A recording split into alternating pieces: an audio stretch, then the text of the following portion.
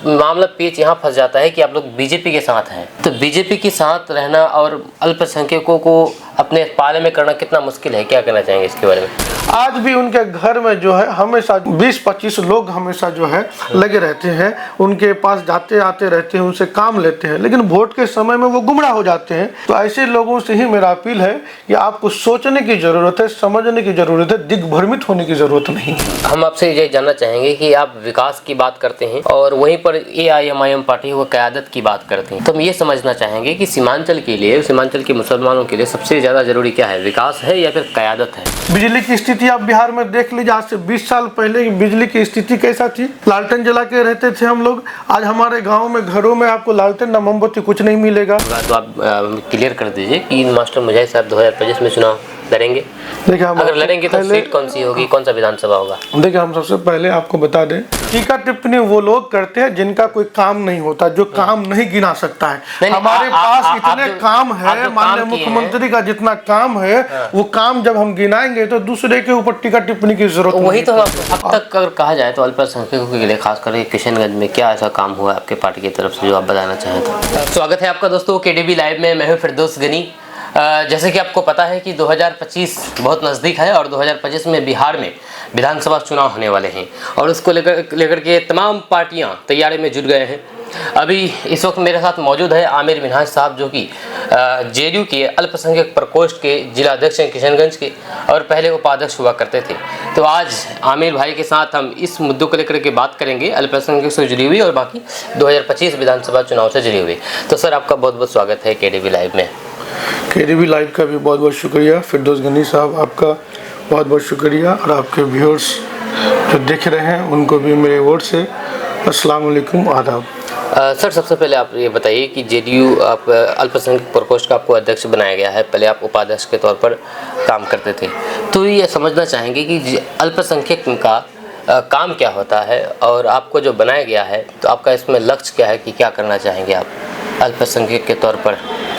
देखिए, आपके सवाल के अनुसार जो अल्पसंख्यक, जो आपको जो माइनॉरिटी जिनको इंग्लिश में कहा जाता है, तो हिंदुस्तान की जो आबादी के हिसाब से जो मुसलमान, सिख, ईसाई, बौद्ध धर्म, ये सारी जो जाति है ये जो है आपको अल्पसंख्यक में आते हैं।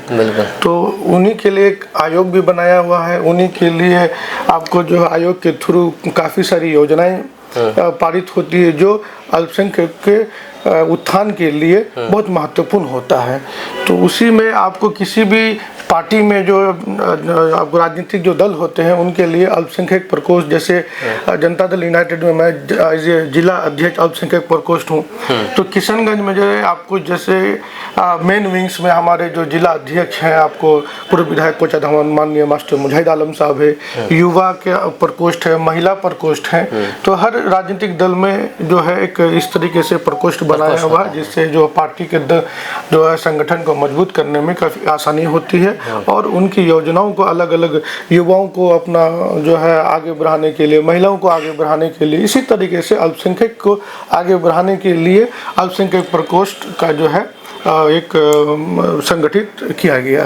तो पहले कौन कौन थे अध्यक्ष किशनगंज के? हाँ, पहले हमारे जो आपको बादुगन विधानसभा से आते हैं और अभी वो सिकटी के विधानसभा प्रभारी है माननीय एहतशाम अंजुम साहब, जो जिला अध्यक्ष अल्पसंख्यक प्रकोष्ठ के, और आज उन्हीं लोगों के जरिए माननीय मास्टर मुजाहिद आलम के जरिए और प्रदेश अध्यक्ष हमारे अशरफ अंसारी साहब है, उन्होंने सब किसी के सहयोग से उन लोगों ने हमारे ऊपर भरोसा जताया और मुझे किशनगंज जिला का कमान सौंपा गया। पहले आप उपाध्यक्ष के तौर पर काम करते थे और उसमें पद में थे, तो कैसा काम रहा और कितना दिन तक आप उसमें रहे, क्या क्या आपकी तरफ से किया गया पद में रह करके? हम आपको ये कह सकते हैं कि माननीय एहतशाम अंजुम साहब जब जिला अध्यक्ष अल्पसंख्यक प्रकोष्ठ का बने तब से अल्पसंख्यक प्रकोष्ठ को काफ़ी बल मिला और किशनगंज में बहुत अच्छे तरीके से जो है अल्पसंख्यक प्रकोष्ठ को संगठित किया। अब वो आगे चले गए हैं, उनकी जिम्मेदारी हमको दिया गया, उनके साथ रह के बहुत कुछ सीखने को मिला और सबसे अच्छी बात है कि हमारे माननीय जिला अध्यक्ष मास्टर मुजाहिद साहब जो है उनके नेतृत्व में हम लोग काम कर रहे हैं और अल्पसंख्यक के लिए या चाहे माननीय नीतीश कुमार जो हमारे मुख्यमंत्री है। आप किशनगंज में देख पा रहे होंगे कि अल्पसंख्यक के लिए जितनी सारी योजनाएं हैं वो पूरे हिंदुस्तान में, बिहार में जितना अल्पसंख्यक के लिए योजनाएं आ रहा है या दे रहे हैं, तो हमको लगता है कि कहीं भी किसी भी प्रदेश में ऐसा नहीं है।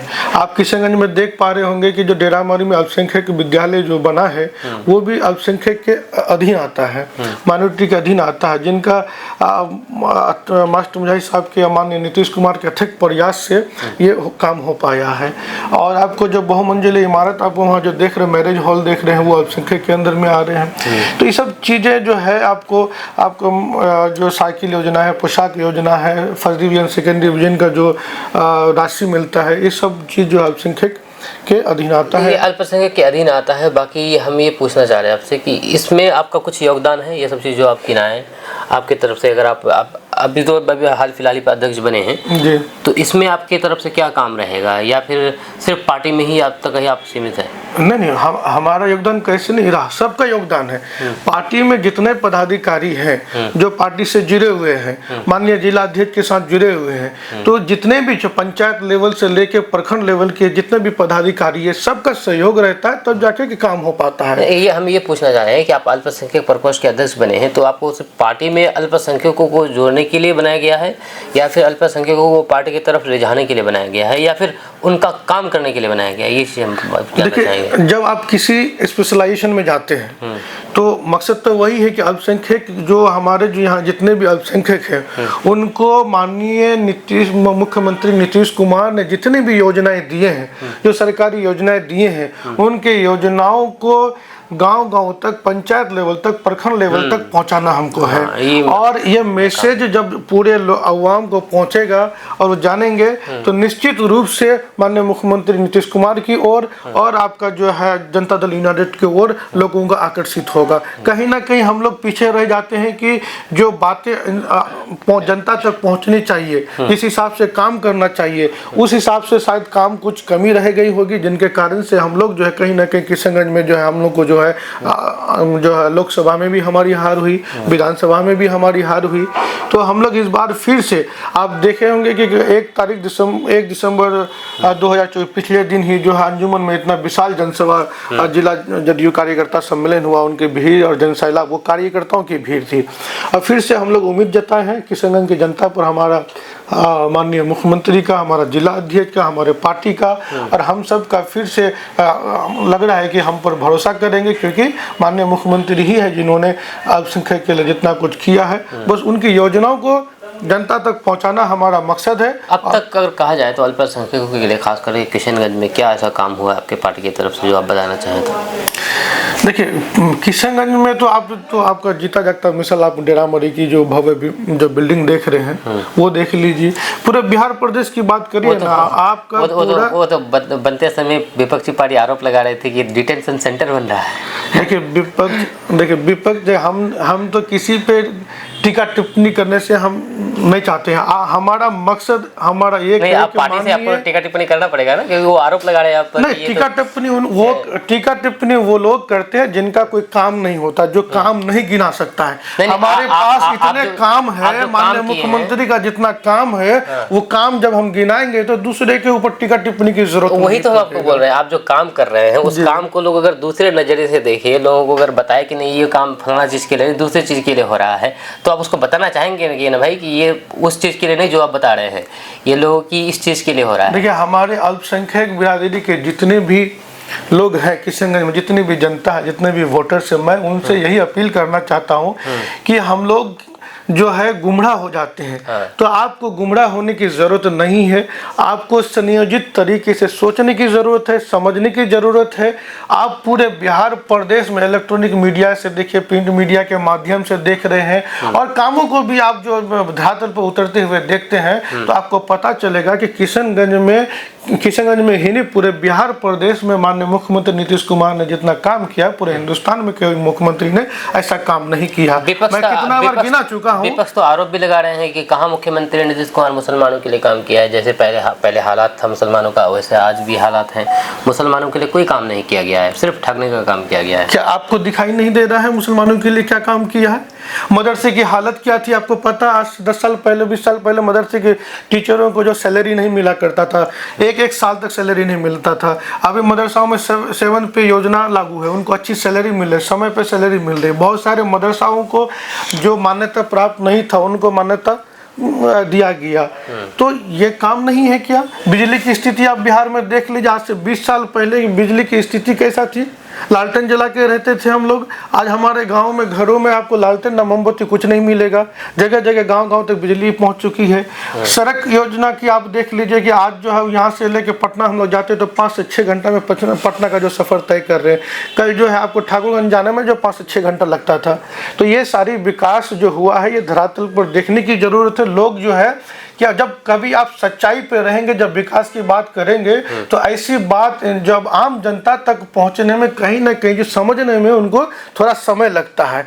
और कोई भी चीज़ जो रूमर जो फैलता है, जो गुमराह करने की बात हो, जो गलत जो बात होती है वो इंसानों के दिमाग में डायरेक्ट हिट करता है। तो जब सच्चाई की ओर रहेंगे तो आपको समय जरूर लगेगा, आपकी पराजित नहीं होगी, आपका जो है समय जरूर लगेगा, आप एक ना एक दिन आपकी जीत जरूर होगी। माननीय मुख्यमंत्री को लोग याद जरूर करेंगे। एक चीज़ अब आपसे जानना चाहेंगे, हम आपसे ये जानना चाहेंगे कि आप विकास की बात करते हैं और वहीं पर AIMIM पार्टी वो क़यादत की बात करते हैं। तो हम ये समझना चाहेंगे कि सीमांचल के लिए, सीमांचल के मुसलमानों के लिए सबसे ज़्यादा ज़रूरी क्या है, विकास है या फिर क़यादत है? देखिए, आपको अगर सरवाइव करना है तो आपके पास रोजगार होने की जरूरत है। आप अगर सरवाइव करना चाहते हैं तो आपको शिक्षित होना जरूरी है। आप अगर सरवाइव करना चाहते हैं तो किसी जगह जाने के लिए आपको रोड की जरूरत है। तो आपको हर हाल में विकास का जरूरत है। आप अगर जब विकसित नहीं होंगे तो आप ऐसे सरवाइव नहीं करेंगे। तो क़यादत या कोई भी आपको जातिवादी के लिए जो है हमारे हिसाब से इसका कोई जगह नहीं है। धर्म अपना जगह है, क़यादत अपना जगह है, विकास अपना जगह है। आप विकास की राजनीति करेंगे आपको समय लगेगा, क़यादत की राजनीति करेंगे आपको समय नहीं लगेगा, आपकी तरफ आदमी मूव हो जाएगा। तो आपका कहने का मतलब क़यादत की कोई ज़रूरत नहीं है? क़यादत है हमारे लिए, हम खुद अपने आप क़यादत करेंगे। पार्टी जाके बोलने का क्या जरूरत है? हम मतलब क़यादत कैसा कि हम दूसरे पार्टी में रह करके हम पार्टी काम करें और उसके ताबे में क्या बोलता है उसको, उसी हिसाब से काम किया जाए जैसे वो हुक्म करे? या फिर ऐसा नहीं हो सकता है? जैसे कुछ दिन पहले हम एक इंटरव्यू लिए थे वसीकुर रहमान साहब का, जो कि बहादुरगंज नगर पंचायत के मुख्य पार्षद के प्रतिनिधि है। उन्होंने कहा कि हम खुद से हम लोग सीमांचल में अपना पार्टी बनाएंगे। आज तक जो भी पार्टी यहाँ पर राज करते आए हैं सभी सीमांचल को, मुसलमानों को ठगा है। तो उन्होंने कहा कि सीमांचल में अपना पार्टी होगा और अपनी क़यादत होगी। देखिए, उनकी सोच है और सोचते होंगे तो अपने हिसाब से सोचेंगे, कुछ अच्छा ही सोचे होंगे। लेकिन हमारा कहना है कि माननीय मुख्यमंत्री नीतीश कुमार के एक ही नारा, न्याय के साथ विकास, और उनकी विचारधारा पे हम लोग काम कर रहे हैं। हमको वहाँ जो है ऐसे पार्टी में काम करने के लिए जो मज़ा आता है, जहाँ पे हमारी बात को सुनी जाती है, हमारी बात को रखी जाती है। हमारे अल्पसंख्यक में अल्पसंख्यक के बारे में माननीय मुख्यमंत्री ने जितना सोचा है, ये सारी विचारधारा को सोचते हुए हम लोग जो है नीतीश कुमार के साथ है। किशनगंज जिले की अगर बात करें तो जिला अध्यक्ष सह पूर्व विधायक कोचा धामन माननीय मास्टर मुजाहिद आलम साहब के नेतृत्व में हमें काम करने के लिए बहुत कुछ सीखने को भी मिल रहा है। और वैसे नेता है, वो लोकप्रिय नेता है, आप भी उनको जानते हैं कि अब वो सीमांचल किशनगंज के नहीं बल्कि सीमांचल और बिहार लेवल का नेता है। उनकी लोकप्रियता कंटिन्यू बढ़ते जाता है। माननीय मुख्यमंत्री उनके साथ अच्छे संबंध है और अपने इलाके को बेहतर करने के लिए वो हमेशा तत्पर रहते हैं और विकास कंटिन्यू करते हैं। एक चीज़ और आपसे जानना चाहेंगे कि आप मुसलमानों की बात तो करते हैं और आपकी विपक्षी पार्टियां भी नीतीश कुमार की तारीफ करते हैं, ऐसी बात नहीं करते हैं, लेकिन वहाँ पर मामला पेच यहाँ फंस जाता है कि आप लोग बीजेपी के साथ हैं। तो बीजेपी के साथ रहना और अल्पसंख्यकों को अपने पाले में करना कितना मुश्किल है, क्या कहना चाहेंगे इसके बारे में? ये बहुत मुश्किल काम है निश्चित रूप से, लेकिन मैं फिर से वही अपील करना चाहता हूँ कि हम बीजेपी के साथ हैं, ठीक है। कोई ना कोई पार्टी किसी के साथ गठबंधन करता है। आज के समय में किसी को जब फुल बहुमत नहीं मिलता है, अगर आप माननीय मुख्यमंत्री नीतीश कुमार पर भरोसा करते, उनके भरोसे पे खड़े उतरते, तो आज उनको फुल बहुमत देते, तो बीजेपी में जाने की क्या जरूरत होती है। तो कहीं ना कहीं आज मान लीजिए महाराष्ट्र में देख लीजिए, कोई शिवसेना के साथ गठबंधन किया है, कश्मीर में महबूबा मुफ्ती के साथ गठबंधन किया है। तो ये कॉमन मिनिमम प्रोग्राम के तहत जो आला अधिकारी होते हैं किसी प्रदेश को चलाने के लिए, वो गठबंधन करते हैं। तो हमारी गठबंधन इसलिए होगी कि बिहार की जनता ने जितना मैंडेट देना चाहिए तो उतना मैंडेट उन्होंने नहीं दिया, इसके कारण से हमको गठबंधन करने की जरूरत पड़ी। लेकिन जदयू की अपनी एक विचारधारा है, माननीय मुख्यमंत्री नीतीश कुमार की एक अपना विचारधारा है, वो अपने विचारधारा से कभी भी कोई समझौता नहीं करते हैं। तो आपको माननीय मुख्यमंत्री नीतीश कुमार को देखने की जरूरत है, ना कि बीजेपी को देखने की जरूरत है, ना किसी को देखने की जरूरत है। 2025 में चुनाव में कितने सीट लाने की संभावना है, कितने पर अब ये विश्वास करते हैं और तैयारी करने लगे? तैयारी तो अगर पूरे में होंगे, लेकिन कितने सीट जीतेंगे आप लोग? देखिए, हम लोग का तो अभी कल से ही नारा है कि भाई 2025 फिर से नीतीश, और 225 सीट पे हम लोग को काम कर रहे हैं कि 225 सीट हम लोग को कम से कम लाना है। अब बिहार की जनता पे भरोसा है। नीतीश कुमार फिर से महिला सवार यात्रा पर निकलने वाले हैं, और बाकी किशनगंज में भी तैयारी है, तो क्या लगता है किशनगंज में कुछ सौगात मिलेगी नीतीश कुमार की तरफ से? किशनगंज की जनता को माननीय मुख्यमंत्री ने सौगात पे सौगात दिया है, चाहे वो अलीगढ़ मुस्लिम यूनिवर्सिटी की जमीन हो, चाहे डॉक्टर कलाम एग्रीकल्चर यूनिवर्सिटी हो, चाहे आपका डेरामारी के जो आपका आवासीय विद्यालय हो, तो ये चाहे मदरसा का मामला हो, हमेशा माननीय मुख्यमंत्री ने अपने सीने में सजो के रखा है किशनगंज को। बदले में किशनगंज ने अभी तक माननीय मुख्यमंत्री नीतीश कुमार को कुछ वापस नहीं किया है। अब 2025 में फिर से हम लोग कोशिश करेंगे कि कम से कम जितना माननीय मुख्यमंत्री ने हम लोग के लिए किया है, बदले में उसको कुछ सौगात हम लोग दें।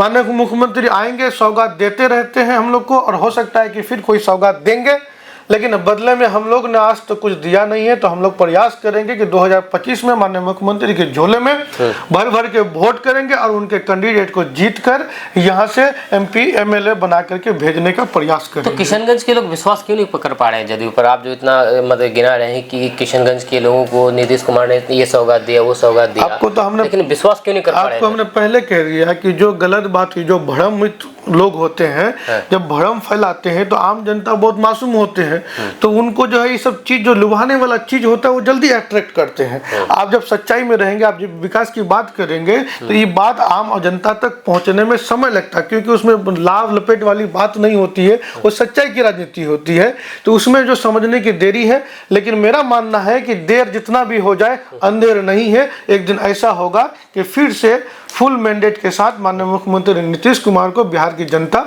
वोट करेंगे, और वो जो है फुल बहुमत के साथ भी अपना सरकार बना सकती है। अच्छा, 2024 में जो लोकसभा चुनाव हुआ, उस लोकसभा चुनाव में एक ऑडियो वायरल हुआ था, जो कि बीजेपी के नेता का वो ऑडियो था। उन्होंने मास्टर मुजाहिद आलम साहब के खिलाफ बहुत मतलब कि अपना काम किया था और वह बयान दिया था।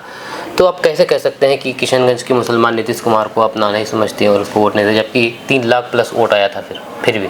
लेकिन बीजेपी के लोग खुद उनके, जो कि उनके गठबंधन में है, वही लोग मास्टर मुजाहिद आलम के खिलाफ ऐसे मैं तो जब हमको भी पता लगा था, तो ऐसे जो ऑडियो सुन करके हम तो ऐसे ऑडियो का या ऐसे साजिश का तो बहुत कड़ी निंदा करते हैं। ऐसा चीज़ नहीं होना चाहिए। लेकिन हर चाहे सामाजिक रूप में हो, चाहे आपको राजनीतिक दल हो, कहीं ना कहीं इस तरह के लोग होते हैं, ठीक है, लेकिन उनका बहुत असर नहीं होता है, ठीक है, वो अपना काम करते हैं।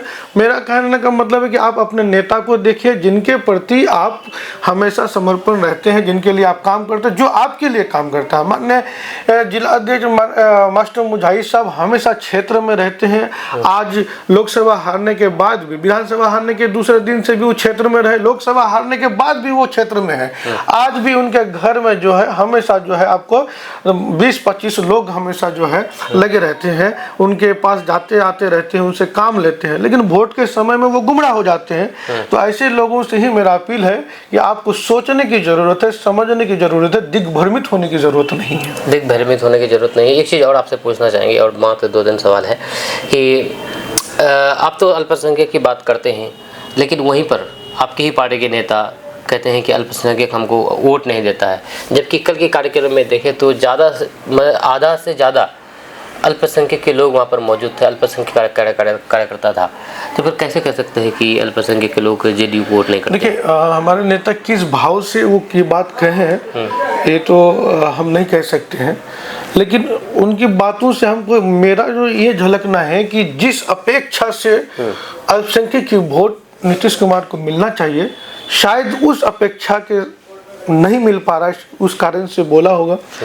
और निश्चित रूप से अल्पसंख्यक जो है नीतीश कुमार को वोट करते हैं, और आगे चल के जो वोटों की जो तादाद है और बढ़ेगी। अच्छा, आप मास्टर मुजाहिद साहब के बहुत करीबी हैं, बहुत करीबी हैं, मतलब अगर नंबर 1 करीबी कहा जाए तो वो आप ही को कहा जाए। तो आपको ये शायद पता भी होगा या नहीं होगा, तो आप क्लियर कर दीजिए कि मास्टर मुजाहिद साहब 2025 में चुनाव लड़ेंगे। देखिए, हम अगर लड़ेंगे तो सीट कौन सी होगी, कौन सा विधानसभा होगा? देखिए, हम सबसे पहले आपको बता दें कि करीबी और दूरी कुछ नहीं होता है।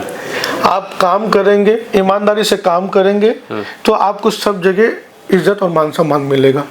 मैं ईमानदारी से जदयू पार्टी के लिए और बिल्कुल माननीय जिला अध्यक्ष के लिए काम कर रहा हूँ, इसीलिए हम उनके साथ हैं और वो हमें मान सम्मान देते हैं। बिल्कुल बिल्कुल। अब रहा इलेक्शन का सवाल, तो ये तो अभी समय है, समय तय करेगा गठबंधन में कौन सीट किसको मिलेगा, कहाँ से मिलेगा, फिर आगे की रणनीति जो है पहले से वो सोचा जाएगा। आप लोगों की तरफ अभी ऐसा तैयारी नहीं है कि कहीं? अभी ऐसा कोई जानकारी हमें नहीं है, और समय आएगा तो जानकारी आपसे जरूर साझा करेंगे। अच्छा, आप एक सफल बिजनेसमैन हैं, बाकी पॉलिटिक्स में हैं, तो बहुत से लोगों को देखा जाए तो वो पॉलिटिक्स में इसलिए आते हैं क्योंकि उसको पैसे कमाना है, लेकिन आप ऑलरेडी फाइनेंशियल तौर पर मजबूत हैं, आपका बिजनेस स्टेबल है, फिर भी आपको राजनीति में आना पड़ा। और राजनीति में क्यों आया, अगर बता जाए? देखिए, राजनीति में कल मैंने भी और एक इंटरव्यू में कहा था कि जो राजनीति में जो भी काम लोग करते हैं तो उनकी एक सोच होती है, उन्हीं सोच के हिसाब से वैसा काम कर रहे हैं। हमारा सोच था कि हमको स्वास्थ्य के क्षेत्र में काम करना है, हमारा सोच था कि हमको राजनीति करना है, ठीक है। तो राजनीति में जाने से क्या है कि आप समाज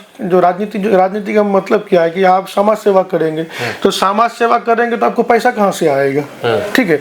तो हम जो समाज सेवा जो कर रहे हैं, हमारे जो बिजनेस है, जो कारोबार है, वहाँ से 10 रुपए जो भी हम कमाते हैं और वो समाज के लिए हम लगाते हैं, ठीक है। उस समाज के क्षेत्र में अपना जो है स्वास्थ्य के क्षेत्र में काम कर रहे हैं, कल आगे चल के और कोई क्षेत्र है जिनमें हम काम करने का हमें जो है प्रयास करेंगे, जिससे हमारे लोगों को फायदा पहुँचे। हम जो है मेरा जो एक अपना सोच है कि लोगों को कैसे मदद पहुंचे, मैं उनके लिए काम कर रहा हूं। इससे पहले और किसी पार्टी में आप थे? नहीं, ये मेरा पहला राजनीतिक दल है। इससे पहले मैं छात्र राजनीति में सक्रिय था, कॉलेज में हम जो है छात्र राजनीति करते थे, और ये मेरा पहला राजनीतिक दल है। मैं 2020 से इस दल में जुड़े हूँ, आज मेरा जो है 4 साल हो गया। राजनीति में कहाँ तक आपका क्या मतलब ये सोच है, प्लान है कि हमको ये करना है, ये बनना है, विधायक, MP, ये सब चीज़? नहीं, ऐसा कुछ नहीं है। राजनीति में लोगों को सेवा करना है, और जहाँ तक लेके जाएगी किस्मत वहाँ तक जाएंगे। जहाँ तक किस्मत लेके जाएगी वहाँ तक जाएंगे। चलिए, आपका बहुत बहुत शुक्रिया सर बात करने के लिए हमसे। आपका भी, आपकी पूरी टीम का बहुत बहुत शुक्रिया। बहुत बहुत शुक्रिया। और बाकी ये थे आमिर मिन्हाज साहब, जो कि किशनगंज अल्पसंख्यक प्रकोष्ठ के जिलाध्यक्ष हैं। और आपका इसके बारे में क्या कहना है, जो भी हम दोनों के बीच में बातें हुई, आप सभ्य तरीके से नीचे कमेंट बॉक्स में कमेंट करके अपना राय व्यक्त कर सकते हैं। मेरा नाम फिरदौस गनी है, मेरा सहयोगी है नियाज अहमद। कि जो भी हम दोनों के बीच में बातें हुई आप बिल्कुल ज़रूर कह सकते हैं, जो भी आपके मन में, क्योंकि सबका राय अलग अलग हो सकता है, तो आपका भी राय अलग होगा, आप भी कह सकते हैं, लेकिन सभ्य तरीके से। मिलते हैं नेक्स्ट वीडियो के साथ। जय हिंद, जय भारत।